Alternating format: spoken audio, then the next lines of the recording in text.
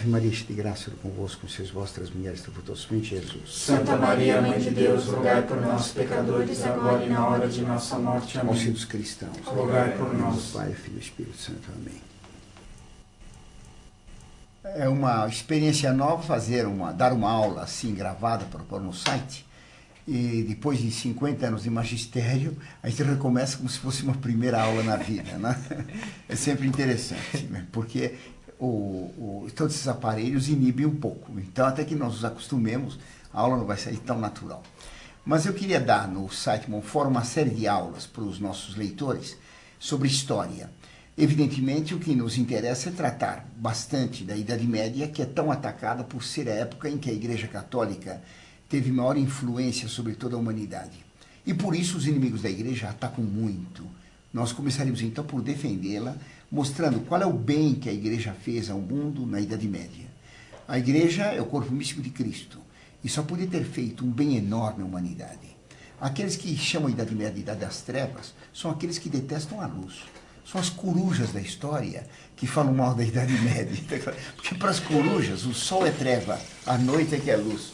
Então são esses morcegos da história que detestam a Idade Média e chamam a Idade das Trevas.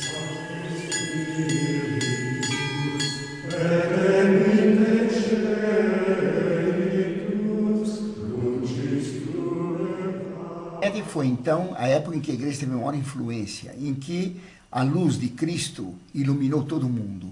E é claro que, para aqueles que detestam a luz, a Idade Média é a Idade das Trevas. Assim como os morcegos consideram o dia tenebroso, assim também esses inimigos de Cristo, luz de Deus, inimigos da Igreja Católica, eles não veem a luz de Cristo, eles não veem a luz da Igreja e a chamam de treva. Eles falam que a Idade Média foi a Idade das Trevas, da ignorância, da violência, da estupidez, da barbárie. Ora, isso é absolutamente contra a realidade. A Idade Média foi uma idade apaixonada pela luz. Tudo na Idade Média falava de luz. Primeiro ponto importante, eles dizem Idade das Trevas porque consideram que o mundo moderno, a idade do racionalismo, dominada pela razão humana, esse mundo seria o mundo luminoso, é o mundo do iluminismo. Já os renascentistas, antes do iluminismo, tinham chamado a da Idade Média de Idade Gótica, quer dizer, Idade dos Godos. E criticando a Idade Média como Idade dos Bárbaros Godos, sem querer eles deram um nome bonito. Porque na língua germânica dos bárbaros, Gott é Deus, e gótico quer dizer divino. É o adjetivo de Gott, na verdade. Então, querendo ridicularizá-la, acabaram dando um nome muito conveniente. Porque a Idade Média foi a Idade da Luz. Eles costumam dizer que a Idade Média foi a Idade das Trevas porque dizem que a Idade Média foi a época de ignorância, em que dominava a fé e não a ciência, não o saber, não a verdade. E por isso, então, ridicularizam aqueles tempos bárbaros como se fossem tempos de ignorância. Ora, os que dizem isso nas escolas, nas faculdades, estão numa contradição enorme. Porque foi a Idade Média exatamente que, aplicando a ordem de Cristo e de ensinar a todos, que estabeleceu e estabeleceu as universidades. A universidade, a faculdade, começou na Idade Média. Não havia isso antes. Na Antiguidade, não havia universidades. O saber na Antiguidade era um saber secreto. Não, porque na Antiguidade o que valia era o poder. E como o saber traz poder, procurava-se não ensinar para todos. Cada mestre tinha um grupo de discípulos que ensinavam só para eles. Pitágoras, lendário, mas grande filósofo e matemático, ele exigia até juramento dos discípulos para não contarem aquilo que ele ensinava. Quando o famoso teorema da quadrada da hipotenusa igual a soma dos quadrados dos catetos, teorema de Pitágoras, havia juramento dos discípulos dele para não contar o que era. Todo o ensinamento de Pitágoras era secreto. Mesmo Platão, muita coisa era secreta. Então, na Antiguidade, o saber era seletivo, ensinava só para alguns que eram preferidos de um mestre e nunca para todos. Cristo mandou ir ensinar a todos. Por isso a Igreja, desde que ela pôde ter liberdade, ela estabeleceu a escola. Então, quando surgiram as primeiras igrejas, logo junto à igreja tinha uma escola para ensinar a ler, ensinando a ler através da Sagrada Escritura. Sempre foi assim. Na Idade Média, onde é que se ensinava? Nas abadias primeiro, e depois nas catedrais. nas cidades, quando surgiu o grande movimento de urbanização no século XIII, que as catedrais citadinas começaram a ter maior importância que as abadias, imediatamente se fundaram as universidades. As primeiras universidades foram universidades, as faculdades primeiras foram faculdades de medicina, porque o primeiro bem é manter a vida. Claro. Depois se fundaram faculdades de direito, Bolonha, por exemplo, Montpellier de medicina, eu creio que a de Salerno, de Salerno era também de medicina, a de Bolonha era de direito, e finalmente a de teologia, que é a Universidade de Paris, a famosa Sorbonne, fundada por um homem com esse nome. Essas faculdades ensinavam para todos. Todas as pessoas podiam ouvir. A igreja fazia questão de ensinar para todos.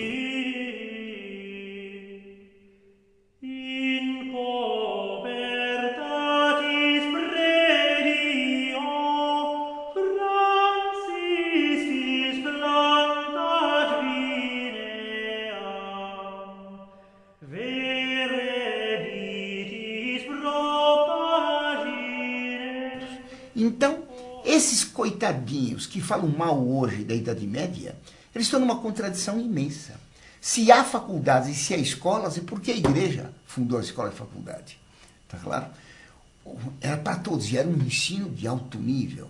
Para se saber como era esse ensinamento, basta dizer que a Suma Teológica é o conjunto de perguntas que os alunos faziam a São Tomás, e que ele respondia sistematicamente, discutindo uma questão, dava primeiro os argumentos falsos a favor de uma tese, depois dava o argumento contrário, depois dava a solução, respondia a cada argumento falso e fazia triunfar finalmente a verdade. Além disso, então, uma aula na Idade Média era um verdadeiro debate. Na Idade Média se ensinava o professor chamado leitor, porque ele lia os livros antigos e os comentava. Então era o lente, como se diz hoje, aquele que lê. Então ele lia um livro da Antiguidade, ou a Sagrada Escritura, e comentava para os estudantes. Podia se interromper à vontade. Todo professor era obrigado a debater. Então havia debates públicos com os estudantes, e eram debates pinga-fogo, quentes. Mas havia, além disso, debates entre professores, entre filósofos. Então ocorriam tantos estudantes, porque a Idade Média era ignorante, ocorriam tantos estudantes que eram obrigados a colocar bandeiras ao lado, era em praça pública, bandeiras para onde ia o vento, para o público correr na direção do vento e não perder palavra. Tá entendendo? Hoje em dia, que nós temos tanta cultura, o que vai se ver é a luta de boxe entre o Mike Tyson e o Maguila, para ver quem dá mais soco na cara do outro. Tá entendendo ou não? Essa é a cultura do século XX. E na Idade Média, viu-se debates de filosofia. O debate entre São Bernardo e Abelardo ficou famoso. Então, milhares de pessoas indo a Sens, S-E-N-S, cidade aqui do Cesana de Paris. Paris era só bispado, Sens era o arcebispado. Na Catedral de Sens foi esse debate, mas um debate que foi curtíssimo, porque São Bernardo, logo na acusação a Abelardo, liquidou com ele e fugiu. Mas havia milhares de pessoas para assistir. A Idade Média, então, foi uma época em que se estudava e de alto nível.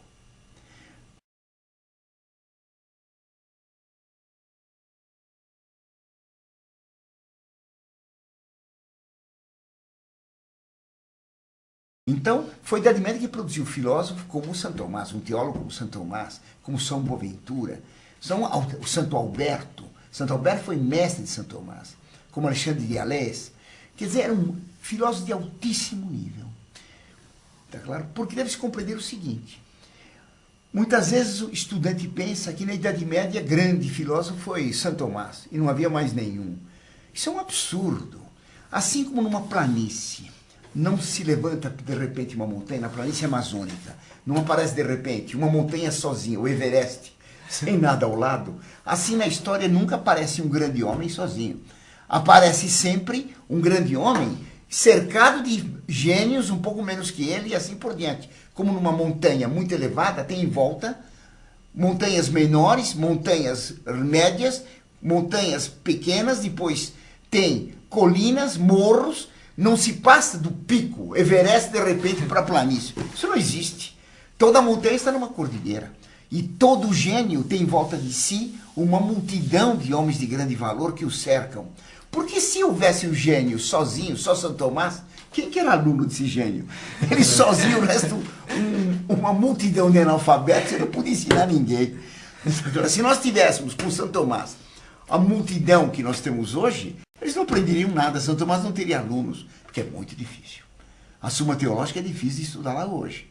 Imagine o povo que ouvia. Aliás, na própria antiguidade, tá claro, aqueles filósofos antigos, eles ensinavam só para alguns, mas não eram tão poucos quanto pode parecer. Não era para todo o povo, mas era para um número razoável. Quer dizer, o nível intelectual era muito grande em Atenas, mas muito mais alto na Idade Média. Tá claro? Então, o ensino na faculdade era enorme. A Idade Média não produziu apenas na filosofia, sim.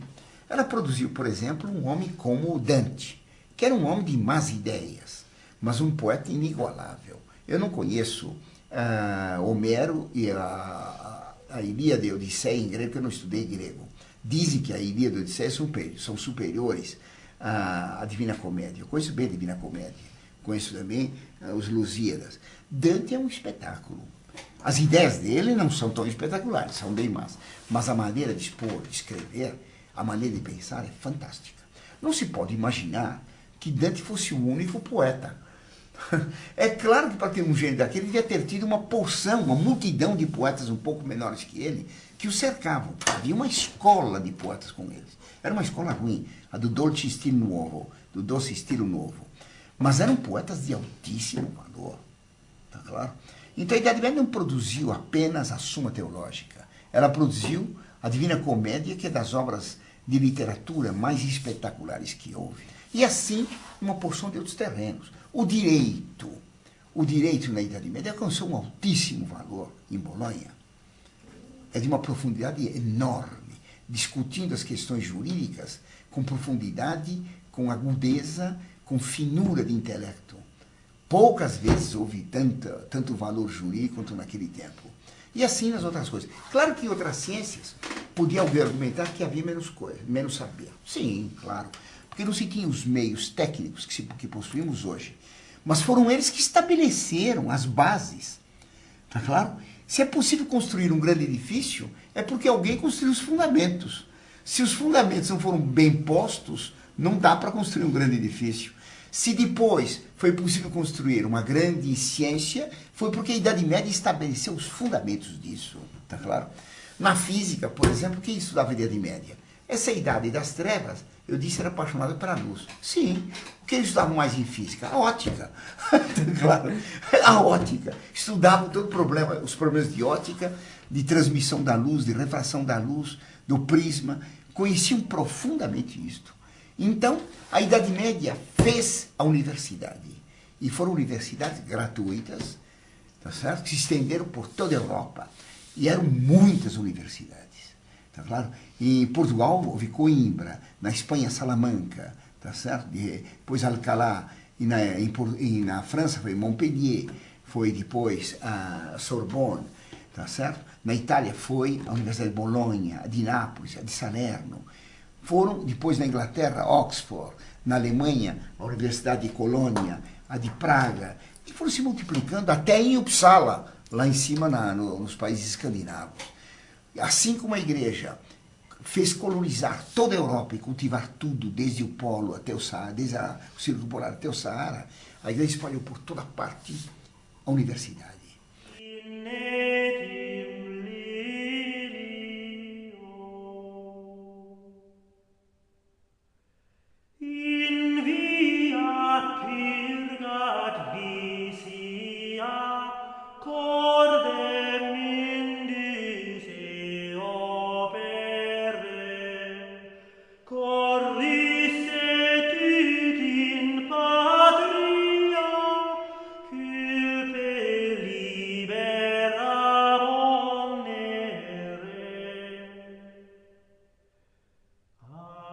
E era um saber bem elevado. Se depois se pôde continuar, é porque havia mestres. Os renascentistas, que desprezavam a Idade Média até, alguns deles reconheciam que eram pigmeus, que só viam mais longe porque estavam apoiados nos gigantes da Idade Média, que tinham estabelecido os fundamentos de toda a cultura ocidental.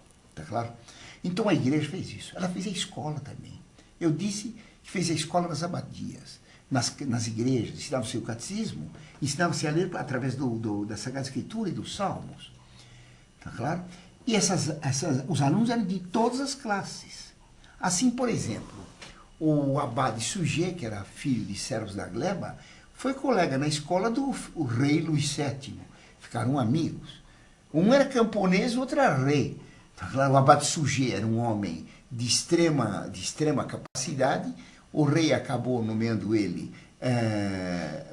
abade da abadia de Saint-Denis, que era a necrópole dos reis da França, e ele acabou se tornando regente da França. Então, todo mundo podia aprender.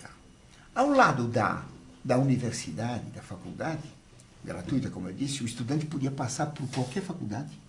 Entrando em Paris, ele estudava em Paris, mas ele podia passar a estudar em Praga, em Cracóvia, ou em Nápoles. Ele podia variar de local à vontade. Estudava sempre latim, que era a língua culta, como hoje é o inglês, tá certo? Mas naquele tempo todo mundo entendia o latim e a aula era dada em latim, tá certo? Além disso, havia da Faculdade de Medicina, havia sempre, no conjunto da catedral, havia sempre o hospital.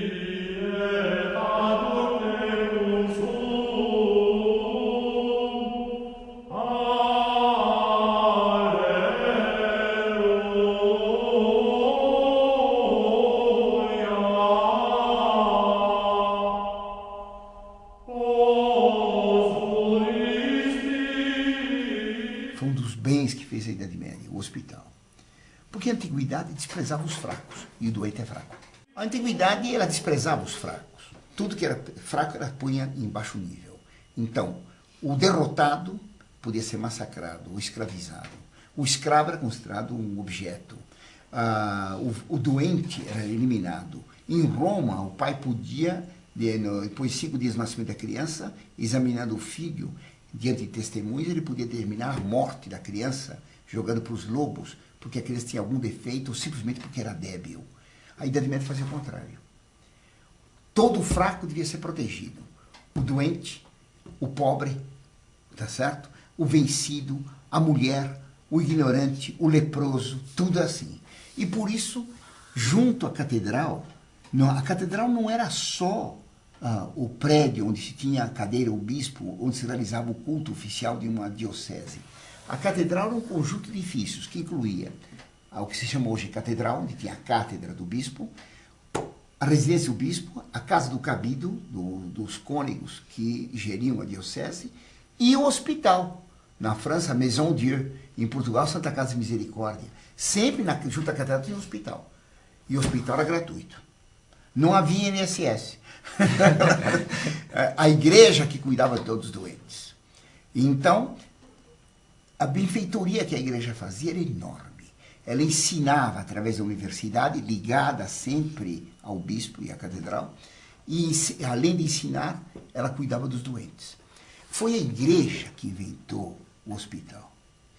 A Igreja Católica da Idade Média fez, por ter feito a universidade, fez um bem imenso à humanidade. Não haveria nenhuma faculdade hoje, nenhuma ciência se não tivesse existido a Idade Média com a universidade. Foi ela que estabeleceu as bases para se desenvolver o conhecimento humano.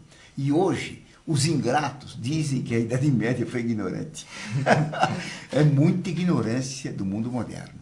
Mas não fez só isso, fez um hospital. Na antiguidade não havia hospitais. No mundo pagão não havia. É Cristo que ensinou que devesse cuidar do doente como o bom samaritano cuidou. Então, foi a igreja que fez o hospital, desde os primeiros tempos do cristianismo. Na antiguidade, o leproso, por exemplo, era considerado um maldito. E como se julgava que a lepra era contagiosa, eles atiravam pedras para expulsar o fulano. Na Idade Média, a igreja isolava o leproso, ela fazia o leprosário. Mas ela convencia moços e moças sadios para ir ao leprosário cuidar dos leprosos. Compreende, não? E era uma coisa magnífica ter moços que renunciavam à vida normal para ir cuidar de leprosos. Naquele tempo não havia cura. E a lepra é uma doença tremenda. Tá claro? Lá a pessoa tem a impressão de estar apodrecendo viva. Muitos deles acabavam morrendo lá dentro doentes. Mais ainda, no leprosário, os monges que cuidavam dos leprosos não podiam governar. Quem governava era um leproso. Os doentes elegiam um leproso para ser chefe do hospital e os sadios tinham que obedecer ao leproso. Quer dizer, nem mandar no hospital eles podiam, tá claro não. Mas a igreja fez os hospitais. Quando havia peste, tá claro, era a igreja que suscitava homens e mulheres que, em vez de fugir dos pestíferos, iam cuidar deles. Quando houve peste no tempo de Santa Catarina, no século XIV, já, 14, 15, não me lembro agora da data, Santa Catarina de Siena, ela era muito moça, ela era uma moça analfabeta, uma grande sabedoria. Ela foi com os discípulos dela cuidar dos doentes. E uma hora lá, um discípulo dela ficou doente, pegou a peste. Quando ela viu o discípulo dela doente, falou: quem te deu ordem para você ficar doente? Fica de pé já, eu quero que você cuide dos outros e não fica doente. Ele falou: tô doente. Fica já bom. Deu ordem para ele, lá ficou ele bom. Tá claro? E nenhum deles morreu. Tá claro? Eram verdadeiros milagres, porque os discípulos dela não pegaram a peste. Mas a igreja suscitava essa caridade extrema que era da peste. Há um hospital medieval que eu visitei ainda recentemente na França. Você foi a Bonn? Fui a Bonn, sim. Foi feita por um chanceler do Duque de Borgonha. Não? Hoje então, o chanceler Roland do Ducado de Borgonha, ele não tinha filhos, ele pegou toda a fortuna dele para fazer um hospital para os pobres, na cidade de Bonn. Esse hospital é simplesmente fantástico. Agora se vai visitar e paga-se para ver. Naquele tempo não, né? Mas é um hospital de uma beleza incrível. Então esse homem deu toda a fortuna para dar para os doentes, para os pobres, doentes, os que iam morrer, um lugar não só que atendesse às doenças deles, mas que fosse agradável. Então todos os telhados são coloridos, as telhas são de cores diversas, fazendo desenhos. Então o doente que estava convalescendo, que estava no pátio, via todos os telhados alegres, cheios de desenhos, tem até hoje. A sala dos doentes mais graves, a UTI, vamos dizer assim, daquele tempo, é uma sala de luxo inacreditável. Parece uma sala de reis.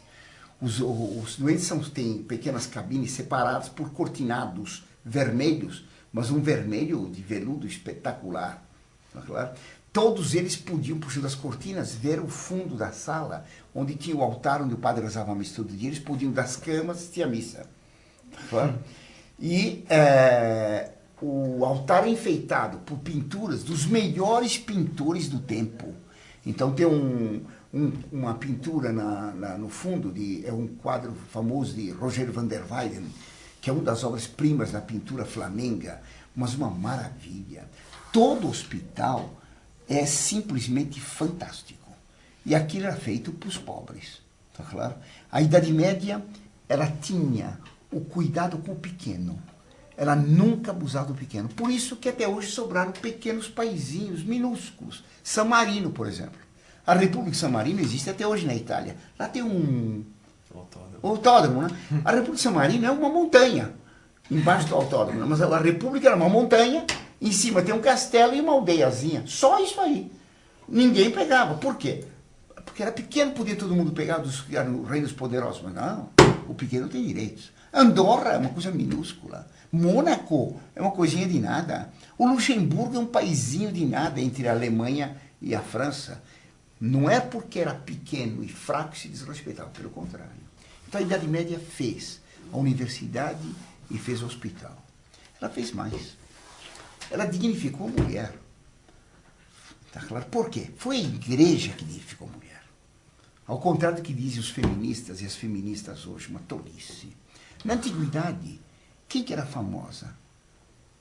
Qual é a mulher famosa da antiguidade? Pergunta para qualquer um em qualquer escola. Eles vão citar quem? Vão citar Cleópatra, certo? Vão citar Messalina, vão citar Semíramis, vão citar Safo, isto é, mulheres, Agripina, vão citar mulheres famosas pela corrupção. Cleópatra foi amante do próprio irmão, foi amante de Otávio, quis ser amante de César, amante do primeiro que chegasse. Claro ou não? Era um monstro. Messalina, mulher do imperador Cláudio, o nome dela ficou como sinônimo de meretriz. de tanto que ela não valia nada. Safo é famosa pelo homossexualismo. Semíramis é famosa pela corrupção, já dizia Dante dela, né? Aquela que fez do que era ilícito, lícito. Tá claro? Tudo que não prestava era lícito. Então, Agripina foi mãe de Nero. Tá claro? Ela tinha tal horror do filho, que mandou matá-la, tá claro? Que quando chegaram os legionários para matá-la, disse para os legionários, fere ventre, quer dizer, me põe a espada no meu ventre, por ter produzido esse monstro que é meu filho. O marido dela, que não valia nada também, Enobarbo, dizia, de mim e de você, só pode nascer um monstro. Nasceu o Nerinho. O verdadeiro de Cristo. Então, as mulheres famosas da antiguidade eram famosas pelo vício. É o mau cheiro delas que chegou até hoje. Começa a Idade Média. Qual é o primeiro nome que aparece? Santa Clotilde. Rainha. Pela primeira vez a mulher é rainha e santa, virtuosa. Não era apenas rainha, mas era rainha santa. E governava a França, tá claro não? Santa Radegunda, tá certo? A imperatriz Santa Cunegondes, Santa Isabel de Hungria, duquesa de Hungria, Santa Isabel de Portugal, tá claro?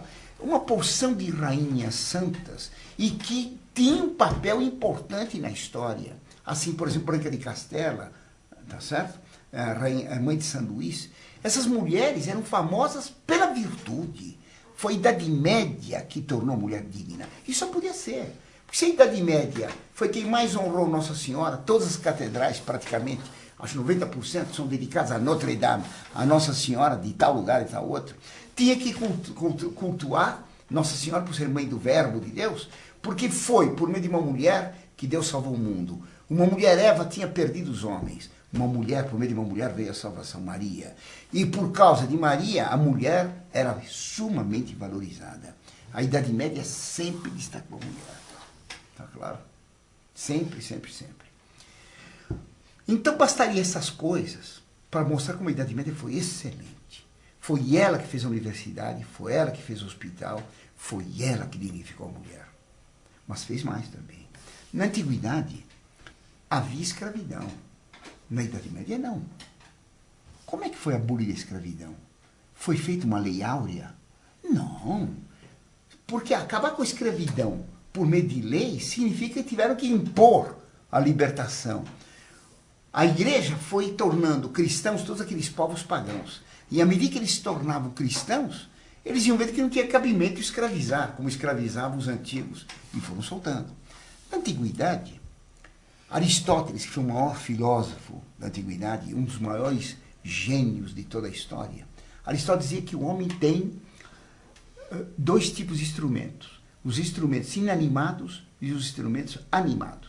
Exemplo de instrumento inanimado: a pá, a picareta, tá claro? A enxada, a vassoura, são instrumentos inanimados. Os instrumentos animados: o boi, tá claro? O cavalo, o escravo. Quer dizer, colocava-se o escravo no nível dos animais. E o patrão antigo podia matar os escravos. Nero experimentava os venenos que queria dar para os inimigos, feito por uma escrava, Locusta, experimentava no primeiro escravo que passasse, pegava toma aqui uma colherada, para ver como ele reagia, como ele sofria com aquele veneno, para ver se convinha daquilo para os inimigos dele. Tá claro? Quer dizer, o escravo, cobaia, mais ou menos como querem agora fazer os embriões, fazer deles cobaias humanas. A igreja sempre respeitou a vida humana. E por isso a igreja, à medida que tornou os homens cristãos, os escravos foram sendo libertados. O patrão que tinha um escravo cristão e ele se tornava cristão, é claro que dava liberdade, não tem cabimento. Então não se sabe quando acabou a escravidão, porque não tinha, não houve lei áurea. No ano 500 praticamente não havia mais escravo nenhum. A Idade Média começou em 476. Fala-se muito dos servos da gleba. Servo da gleba não era escravo. Não era escravo, era servo, é diferente do escravo. O nome pode confundir. Ah, mas era ligado ao... Diz o professor do cursinho que quando um nobre vendia uma terra para outro, vendia o servo junto. Sim. Tá vendo? Vendia o servo, era escravo. Se vendia um homem, é escravo. Comprava o homem, comprava um escravo. Bobagem. Quando eu compro um apartamento que tem um inquilino, Eu disse, comprei uma casa com inquilino, um apartamento com inquilino. Não é que eu comprei um inquilino, comprei um apartamento no qual mora um inquilino. Vou ter que pagar alguma coisa para ele sair para morar lá. O servo da gleba era unido à terra, no seguinte sentido.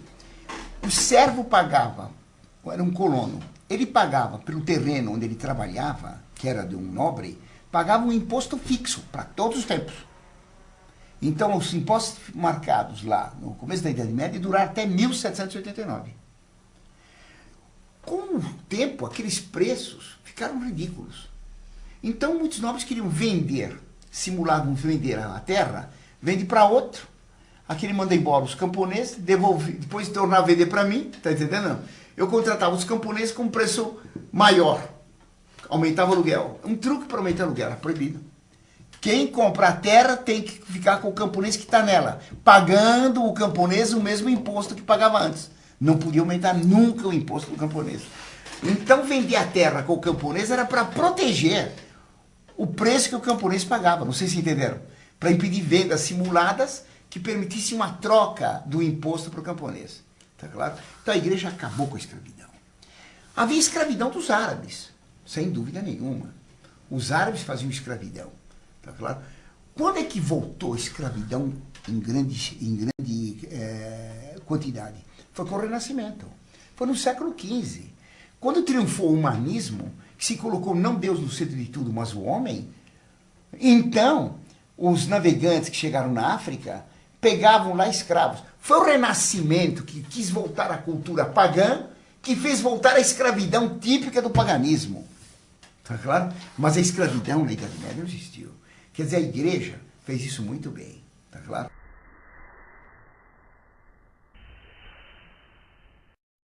Professor, um argumento que usa muito quando se fala aí das construções das catedrais, que são cheias de ouro, por que a igreja não vendia tudo e dava para os pobres? Porque a igreja tem que cuidar dos pobres, por isso não podia dar... A catedral era construída por todo o povo. As catedrais eram de pedra. Elas tinham riqueza, a riqueza de pedra, a riqueza da habilidade da construção, porque são obras geniais. Recentemente vi um texto de um homem que se apresenta como defensor da Idade Média, como medievalista, e que escreveu o seguinte: os medievais não sabiam fazer cálculos. É o Dr. Plínio Corrêa de Oliveira, da TFP. Os medievais não sabiam fazer cálculos, por isso põem nas catedrais um monte de amparos para a catedral não cair, os arcos botantes, porque não sabiam fazer cálculos. Um absurdo. A catedral é extremamente calculada. Posso dar uma aula depois sobre a fachada de Notre Dame, para ver como tudo aquilo é geométrico.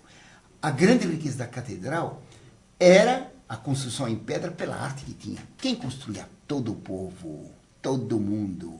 O rei São Luís obrigava os irmãos dele, príncipes, tá certo? Mesmo de 10 anos, a ajudarem a carregar pedras em carriolas para levar para as construções de abadias ou de catedrais. Tá claro ou não? Todo mundo trabalhava. O povo todo, terminando o serviço, ia espontaneamente fazer a nossa catedral. Tá claro? Aceitava-se esmola de todo mundo, inclusive das mulheres de má vida, porque elas também podiam dar algo para a glória de Deus. Tá claro? Havia nas catedrais objetos de ouro para Deus. Tá certo? Houve uma discussão famosa entre São Bernardo e o Abade Suger a respeito das riquezas das igrejas. São Bernardo, que era monge, era contra muita riqueza nas catedrais ou nas abadias. Queria que fosse tudo desnudo. E o Abade Suger acabou convencendo ele que não devia ser assim nas catedrais para o povo. Por quê?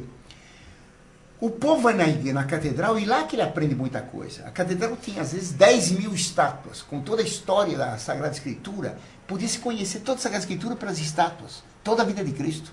Está claro? Aprendia-se toda a história na catedral. Havia também objetos de muito valor. São Bernardo dizia que não era conveniente. O Abade Suger deu um argumento fantástico, que era o seguinte: na Antiguidade, no Antigo Testamento, Deus mandou que Moisés fizesse objetos de ouro, cálices de ouro, para receber o sangue dos bodes que era oferecido a Deus. Se o sangue dos bodes oferecido a Deus merecia ter cálice de ouro, com que material devia se fazer o cálice que recebia o sangue de Cristo? São Bernardo reconheceu, está muito bem. Então havia objetos de grande valor, de ourivesaria, ostensórios de ouro e prata, fantásticos. Quando havia um desastre qualquer, por exemplo, uma geada que destruía as plantações e havia fome, porque quando havia uma carestia qualquer, uma geada, um terremoto, uma peste, como não havia comunicações fáceis, aquela região passava fome. Porque daqui que dava, não tinha telefone para avisar, olha, aqui não tem pão, mande um pouco para cá. Não havia estradas assim. Então aquele local passava dificuldades mesmo. A igreja então pegava toda a riqueza que tinha, dava tudo para os pobres. Tá claro ou não? Aquilo era tudo vendido e com o dinheiro mandava-se vir comida e tudo que era necessário para os pobres serem sustentados. Por que a igreja fazia isso? Porque era fácil daquilo tudo. Porque depois que tinha dado, quando o povo recuperava, voltava tudo. O povo mesmo voltava a dar tudo. Porque tinha-se honra na riqueza que tinha na igreja. Porque a riqueza da igreja é a riqueza do pobre. Os reis têm palácios ricos. O palácio do pobre era a igreja. Não sei se entenderam. É o único lugar que o pobre vê ouro. O ouro é para Deus. Hoje em dia, se tirassem a riqueza das igrejas, vai dar para quem? Quem vai comprar são milionários que vão fazer colares de pedras preciosas, de ouro, né? Para mulheres de má vida, com que eles se amaziam. Não vai ser dado para os pobres aquele ouro. Esse ouro vai exatamente para a corrupção, para o vício, para a gozação de vida. Na Idade Média, não. O ouro era para Deus. E quando o pobre necessitava, dava-se para o pobre. Tá claro? Tudo bem, então? Então, a igreja acabou com a escravidão. A igreja dava assistência ao pobre. Não havia asilos, hein? Os asilos são modernos. O velho atrapalha as férias. Põe o velho no asilo. Na Idade Média, não. É claro. Tinha-se o velho, porque o velho significava sabedoria. E ele tem, sempre na casa. Os árabes tinham um ditado, os libaneses, né? O velho é uma coisa tão interessante que quem não tem um em casa devia comprar um. Ou então o ditado italiano que minha avó contava: vale più um vecchio num canto que um giovane num campo. Vale mais um velho num canto do que um jovem no campo.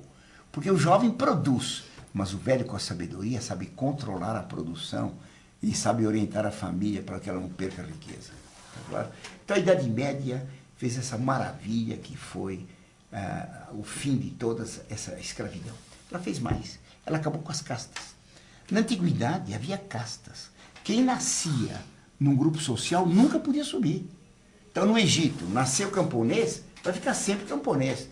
Nasceu filho de guerreiro, vai ser guerreiro. Nasceu filho de sacerdote, vai ser sacerdote. Na Índia era assim. Em Roma era assim.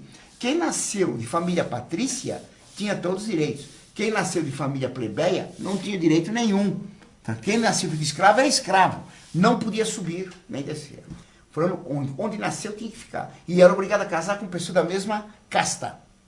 A igreja foi contra isso. Por quê? Não tem cabimento. Porque se fazemos um regime de casta, vira tudo a Índia, né? Você veja bem, se ninguém pode subir nem descer, quem está embaixo vai se esforçar? Não adianta. Para que esforçar-se? Ele vai estar sempre naquele nível baixo, vai ser sempre pária, tá certo? Sempre plebeu, sempre escravo. Ele não se esforça. Quem está no alto, mesmo que ele seja o pior indivíduo, ele nunca pode ser rebaixado. Então, para que esforçar-se? Daí, a sociedade de casta ser parada, cristalizada. A igreja não. A igreja permitiu que houvesse movimentação na sociedade. Assim, qualquer camponês podia se tornar padre. Pode ou não pode? Mas tornando-se padre, podia se tornar bispo, não podia? Podia virar cardeal. E podia ser eleito. Não é? Que nem o Ratzinger. Claro, não. A família do Ratzinger é uma família de pessoas do povinho. Mas na Idade Média é assim. São Gregório VII, se não me engano, os pais dele eram criadores de porcos. Grandes papas foram filhos de servos da gleba. Tá claro, não? Ficaram monges, ficaram padres, ficaram bispos cardeais pelo saber e pronto, ficaram papas. Então era fácil passar da classe mais baixa, que era dos camponeses, para a mais elevada, que era o clero. Tudo bem? Mas ninguém podia se ficar nobre. Como não?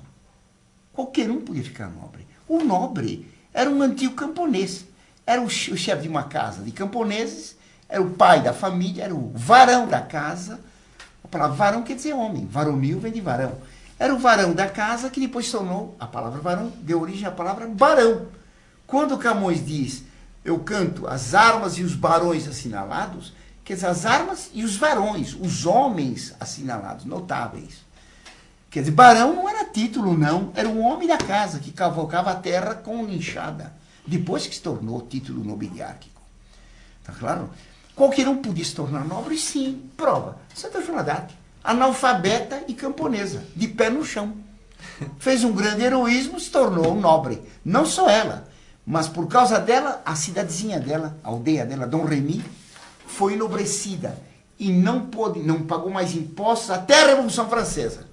Aí na Revolução Francesa, todas as cidades são iguais. Acaba com o valor de Dom Remy em homenagem a Joana d'Arc.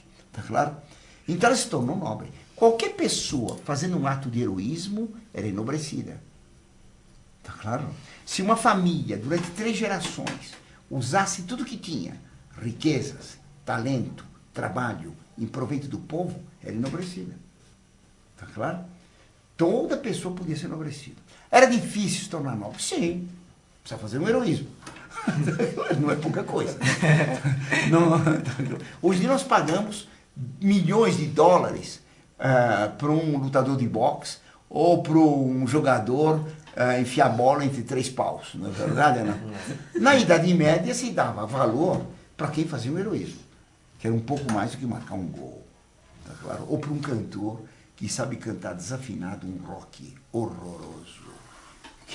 São guinchos sonoros e não música, tá claro? Então, qualquer um podia subir. Era mais fácil descer? Claro, claro.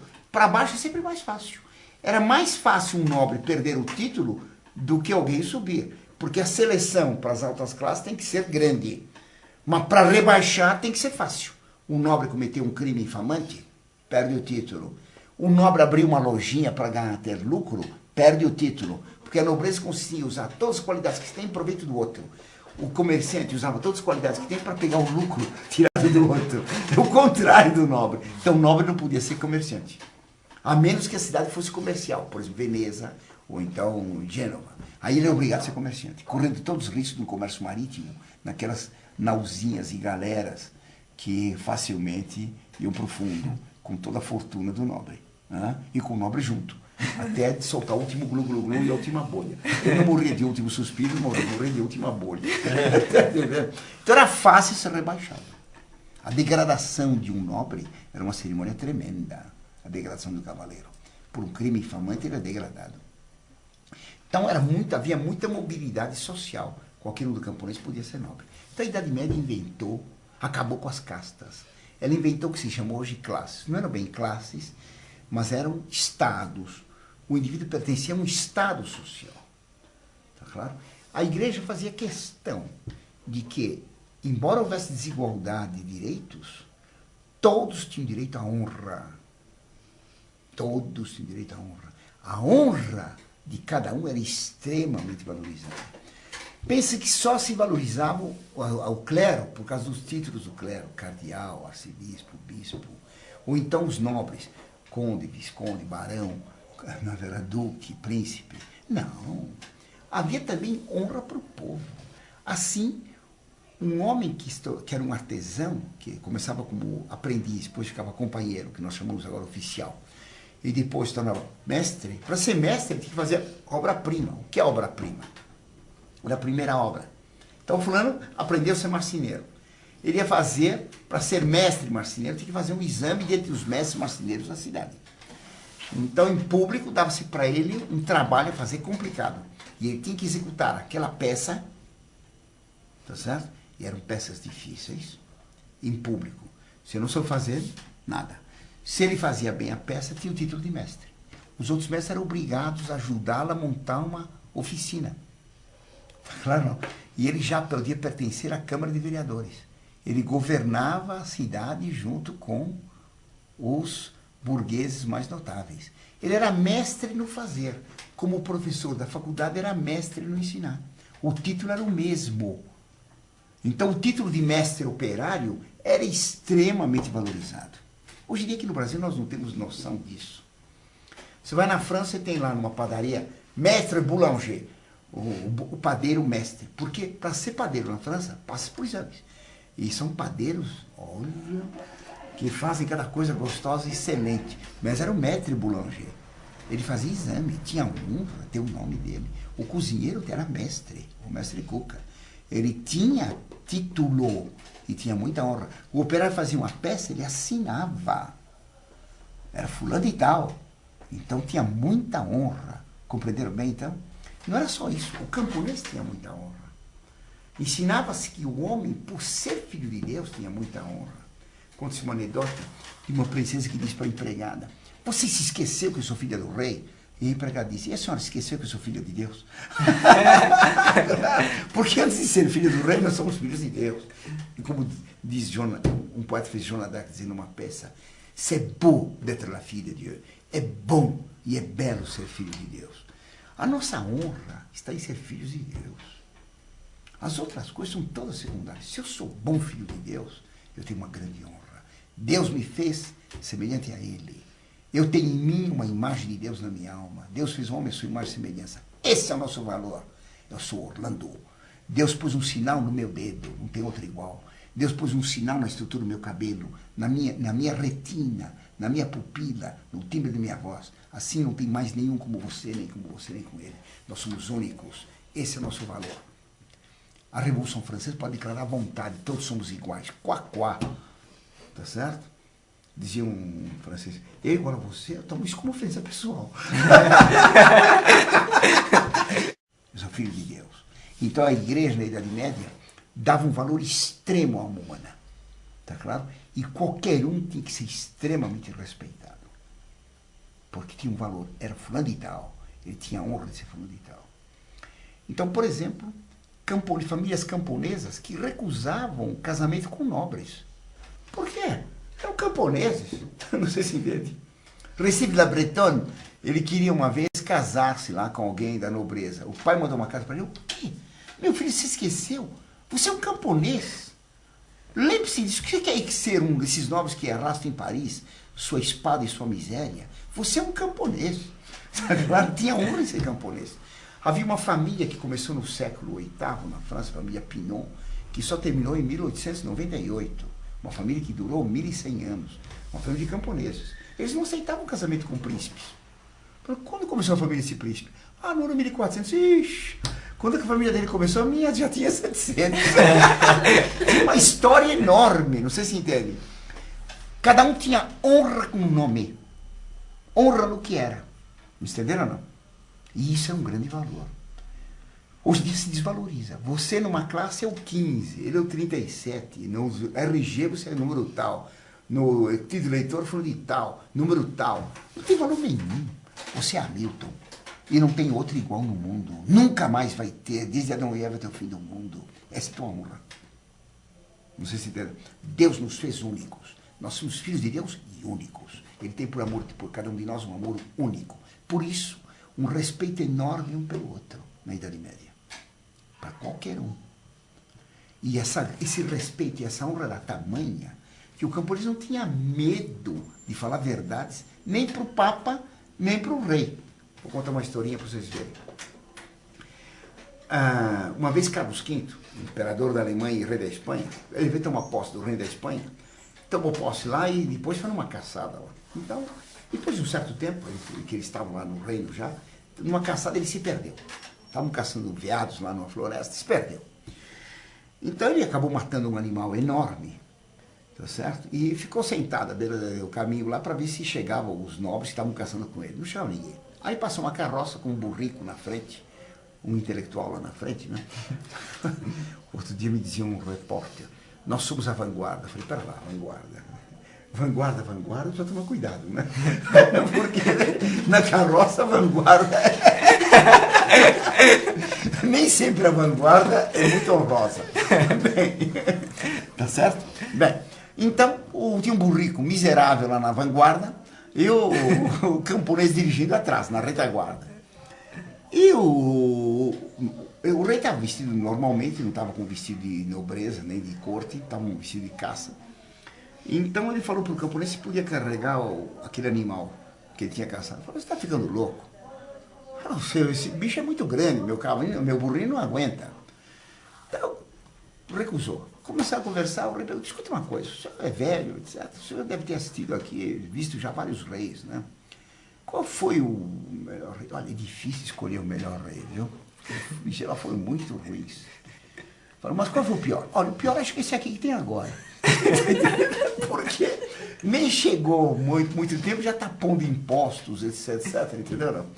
É muito ruim, começou a descer a ripa, né? Mas enquanto descia a ripa, chegaram os nobres. E todo mundo cumprimentando o rei, né? Falou, o senhor é o rei. Que pena que eu não sabia antes, te falava muito mais verdade. Tá entendendo, né? Claro. Quer dizer, honra, grandeza e valor próprio. Tá entendendo? Sabia-se que valia. Toda a classe tinha honra em ser o que era. E por isso se aspirava a ser outro. A Idade Média fez tudo isso, né? Mas ela fez também, na arte, fez coisas estupendas. Ela fez o gótico, fez o românico e o gótico, que são os estilos mais espetaculares que existem. Quando esses professorzinhos de história de cursinho, que falam mal da Idade Média, esses professorzinhos de história, coitadinhos, que repetem que tem nesses manuais de história que tem aqui no Brasil, gibizinhos escolares, quando falam mal da Idade Média, eles ficam todos pavoneando, porque eles são do mundo moderno, que inventou o chiclete, a Coca-Cola, o rock, né? Então, um grande progresso. o Big Mac. Está claro, feito de minhocuçu. Entendeu? Não. Na verdade, a arte de valor, esses professores que criticam a Idade Média, quando vão à Europa, o que eles vão ver? Vão ver a Idade Média. Eles vão ver as catedrais, vão ver as abadias românicas, as catedrais góticas e as abadias românicas, vão ver os castelos góticos.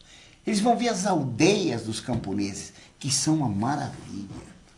Ainda estive agora na Europa, estive numa aldeiazinha, Egisheim, tá certo? Que é uma coisa fabulosa.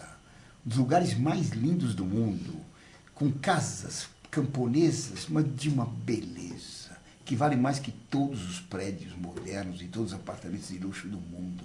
Todo mundo vai lá para ver Egisheim, que é lindíssima. Ninguém vai ver da Europa para ver o Ibirapuera feito pelo Niemeyer, esse horror que tem aí. Então o Anhembi, aquele forno, em vez de ser para pão, forno para formando, né? Um calor brutal lá dentro, aquela feiura, ou então aquela feiura de Brasília, que nem os deputados conseguem aguentar. Bem, eu estava dizendo, então, vai se ver o gótico. O gótico é uma maravilha. Os especialistas em escultura dizem que não existe escultura mais bela do que a gótica. Tá claro? Pegue-se com a escultura grega, que é de uma perfeição técnica fabulosa. Tá certo? São estátuas perfeitíssimas. Veja as caras daquelas estátuas. Tudo cara despersonalizada. A tal Vênus de Milo, né? Que está caindo todas as toalhas dela. Olha a cara dela, é uma cara de tonta completa. Tá entendendo? Não tem alma aquilo. Pega, por exemplo, uma virgem medieval. Por exemplo, aquela que eu tenho lá. Ou então os Anjos do Sorriso de Reims. Pela primeira vez se fez um rosto humano refletindo uma satisfação de alma, um sorriso. Na antiguidade, as caras eram sempre paradas, né? A boca fechada, os olhos parados, não tinha nenhuma expressão. A Idade Média fez o anjo sorrindo. Não gargalhando, não chorando, mas sorrindo. A Grécia fez uma escultura famosa, mostrando emoção, né? O Laocoonte. Mas é a dor, é o desespero. A Idade Média fez o anjo sorrindo. Tá claro? A beleza das figuras medievais são inacreditáveis. Eu falei do valor dos camponeses. Há uma cena em Reims da apresentação de Jesus Cristo no templo, tem São José, Nossa Senhora, São José com os pombos na mão que vai oferecer para o templo, e tem uma empregada lá de Nossa Senhora. A figura da empregada é das figuras mais belas jamais feitas na história do mundo, como escultura. A Catedral Gótica é inigualável. A Idade Média fez o vitral. O vitral é das coisas mais magníficas que já houve no mundo. O homem foi feito, o olho humano foi feito para a luz, mas não consegue olhar o sol, fonte da luz. A inteligência humana é feita para compreender a verdade, mas não pode compreender a verdade divina que ofusca a inteligência como a luz do sol segue e ofusca os nossos olhos. O olho é feito para a luz e não pode ver o sol. Por isso ele inventa o vitral, que coa a luz do sol e nós podemos olhar para ele sem que ofenda os nossos olhos. Então o sol passa pelo vitral e fica tudo colorido, a gente entra no arco-íris. A Sainte-Chapelle é uma capela feita por São Luís para receber 12 espinhos da coroa de espinhos de Cristo. Não tem paredes, as paredes são todas de vitral, com coloridos lindíssimos, vermelhos e azuis inigualáveis. Inigualáveis.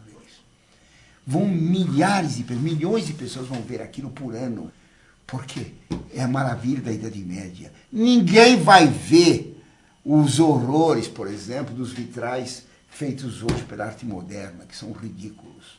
O vitral, não só ele permitia passar o sol e o homem podia fixar a luz, mas o vitral, ele representa uma coisa muito bonita. A luz de Deus é Cristo, e veio até nós passando pela Virgem Maria e não rompeu a virgindade dela, ela continua virgem. Era virgem antes do parto, no parto e depois do parto. Assim, a luz de Deus passou pela Virgem e viveu entre nós, cheia de graça e verdade. Assim, a luz do sol passa o vitral e não rompe o vitral, como Cristo, passando pela Virgem, não fez ela perder a virgindade. Tá claro? O vitral, Virgem Maria, muito bonito. O vitral, é através dele que se pode ver a luz de Deus. É magnífico. Eu teria que encerrar, porque já está muito longa, e eu queria encerrar dando uma comparação entre a Idade Média e o mundo moderno, através da rosa. Na Idade Média se valorizou muito a rosa, que foi uma flor trazida do Oriente e que foi cultivada pelos medievais e ficou essa maravilha que é a rosa hoje. Então eles ficavam encantados com a rosa, que não era como era hoje, hein? Ela foi fruto de um trabalho de camponês que foi selecionando e produzindo uma rosa cada vez mais perfeita. O Dante Alighieri, ele fala de uma rosa que é encontrada no campo. E eu li um comentário sobre a rosa de Dante. Então, eu li isso aqui em 1950 e pouco. Era um livro chamado Riserve sull'Umanesimo, de Fausto Montanari. Então ele diz em italiano uma frase que eu não esqueço, que é muito bonita. Nel paradiso di Dante io trovai una rosa. No paraíso de Dante encontrei uma rosa. Não a rosa magnífica, Dante diz, tá? O Fausto Montanari diz sobre Dante.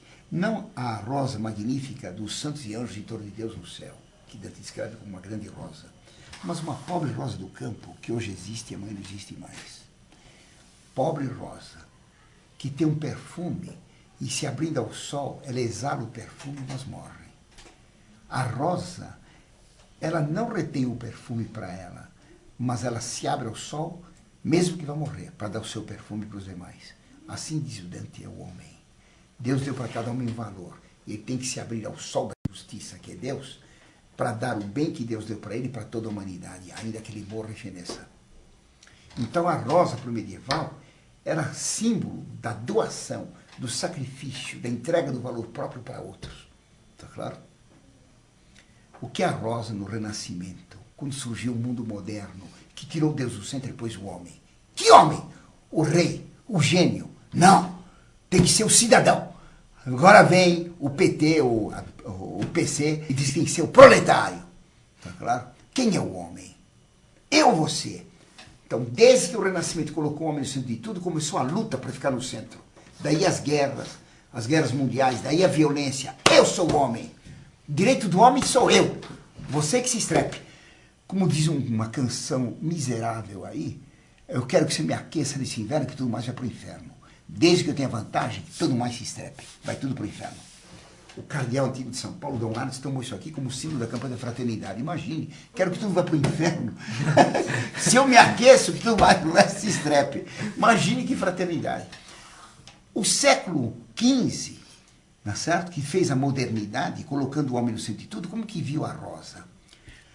Um grande líder do Renascimento, Lourenço il Magnifico, que não tinha nada de magnífico, era um banqueiro, tá claro, Lourenço de Médicis, fez uma poesia para a rosa. Ele tinha um poeta a serviço dele, Poliziano, que era um rapaz muito talentoso e que ele pagava para fazer poesias. Os dois fizeram poesia sobre a rosa. Então eles contam que saíram de manhã e viram rosas assim numa console, rosas frescas colhidas no campo.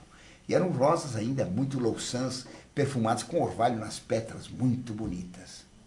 Foram embora e quando voltaram, as rosas não estavam mais frescas, nem louçãs, e tinham perdido o perfume. O calor, era verão, tinha feito murchar a rosa rapidamente, tinham caído as pétalas, ela estava morrendo. Conclui os dois, Poliziano e o Lourenço Magnífico. Aproveita o jovem, a rosa, antes que ela pereça. Quer dizer, aproveita a juventude, goza a vida antes que ela passe. Exatamente o contrário da Idade Média. A rosa, tendo um perfume, tem que morrer para dar para os outros, para perfumar o ambiente. O mundo moderno quer aproveitar o perfume do outro para egoisticamente ter prazer e ter vantagem. Eu quero que você me aqueça nesse inverno, que você me perfume nesse inverno e que tudo mais vá para o inferno. A Idade Média ensinava o amor ao outro e o amor a Deus. O amor a Deus, por isso amor ao outro. Tá certo? Filho de Deus. O mundo moderno, que colocou o homem no centro de tudo, pretende que o homem ame o homem. Mas eu sou o homem. Todos têm que amar a mim e não eu o outro. E se luta para ter vantagem, custe o que custar. É a época da disputa, da concorrência, da vantagem, do consumismo. Eu tenho que consumir mais que você, mais que ele, quero toda a vantagem. E que tudo mais vai para o inferno. Na Idade Média, não. Eu quero perder tudo que eu tenho, contanto que você, meu irmão, você vá para o céu. Professor, não haveria ainda outras comparações que poderia se fazer entre a Idade Média, a Idade Antiga e mesmo a Idade Moderna? É claro que haveria muitas outras coisas a dizer, mas como o tempo de uma aula desse tipo na internet tem que ser relativamente curto para não cansar as pessoas, eu deixo outros valores da Idade Média para serem comentados outra vez. Por exemplo, o feudalismo, a cavalaria, tá claro? São coisas simplesmente maravilhosas. O valor de um castelo, o valor da aldeia, tá claro? E uma porção de outros elementos medievais que fizeram da Idade Média uma coisa inigualável. A iluminura, tá claro? A vida camponesa, as canções medievais, que são magníficas, tá claro? O gregoriano. Tá? Mas isso fica para uma próxima aula, mais musical. Continuaremos essa aula numa próxima ocasião. Agora vamos encerrar, vamos rezar então, para completar. Em nome do Pai, Filho e Espírito Santo. Amém. Ave Maria, cheia de graça, o Senhor é convosco, bendita sois vós entre as mulheres, bendito é o fruto do vosso ventre, Jesus. Santa Maria, Mãe de Deus, rogai por nós, pecadores, agora e na hora de nossa morte. Amém. Auxílio dos cristãos. Rogai por nós. Em nome do Pai, do Filho e do Espírito Santo. Amém.